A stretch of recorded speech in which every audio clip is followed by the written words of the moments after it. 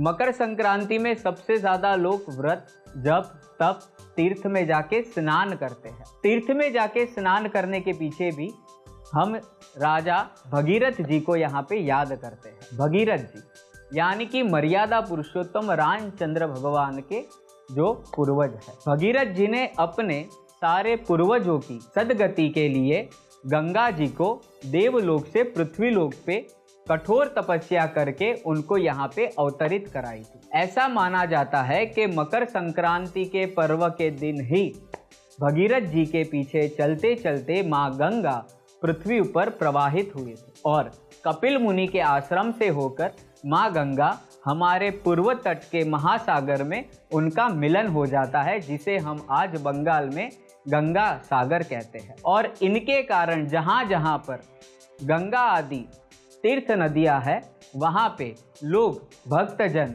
श्रद्धालु जन जाके स्नान करके अपने मन और आत्मा का शुद्धिकरण करते हैं। मकर संक्रांति के कारण हर कोई गंगा में, हरिद्वार में, ऋषिकेश में जाकर अपनी मन और आत्मा का शुद्धिकरण करता है। जो सारे तीर्थ का राज माना जाता है, वैसे प्रयागराज में जहाँ पे गंगा, माँ जमुना और गुप्त माँ सरस्वती का त्रिवेणी संगम है, वहाँ पे भी माघ मेला लगता है। और जब धनु राशि में सूर्य नारायण का प्रवेश होता है और धनु राशि में सूर्य नारायण का प्रवेश होता है, उसे धनारक कहा जाता है, जिसे खल मास भी कहा जाता है। और जिस मास के अंदर कोई भी शुभ कार्य निषेध है, यानी कि कोई भी इंसान शुभ कार्य नहीं करते। उत्तर भारत में जैसे ही मकर संक्रांति का पर्व आता है, मकर संक्रांति के पर्व में ये धनारक खल मास का यहाँ पे परिपूर्ण, वहाँ पे वो पूर्ण हो जाता है। उनके कारण हर कोई वहाँ पे प्रयागराज में जाके त्रिवेणी संगम में स्नान करके, त्रिवेणी संगम में अपनी शुद्धिकरण करके, व्रत जप करके, दान यज्ञ करके इस पर्व को हर्ष और उल्लास से मनाते हैं। अगर दैविक और भौगोलिक सिद्धांत की हम बात करें, जैसे हमारा एक साल होता है 365 दिन का और साल के अंदर 2 अयन होते हैं, दक्षिणायन और उत्तरायण।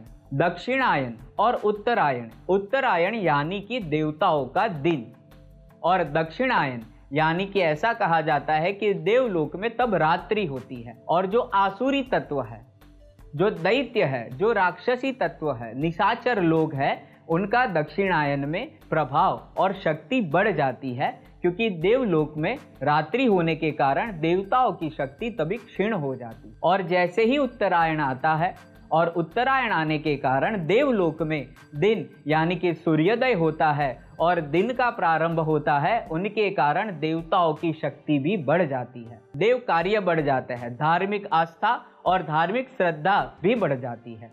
और देवताओं के सूर्य उदय के कारण, देवलोक में दिन होने के कारण देवता भी सारे प्रसन्न हो जाते हैं, उनकी दैविक शक्तियाँ बढ़ जाती है। इसलिए इस ब्रह्मांड में दैविक शक्तियों का संचालन और प्रसारण भी बढ़ जाता है।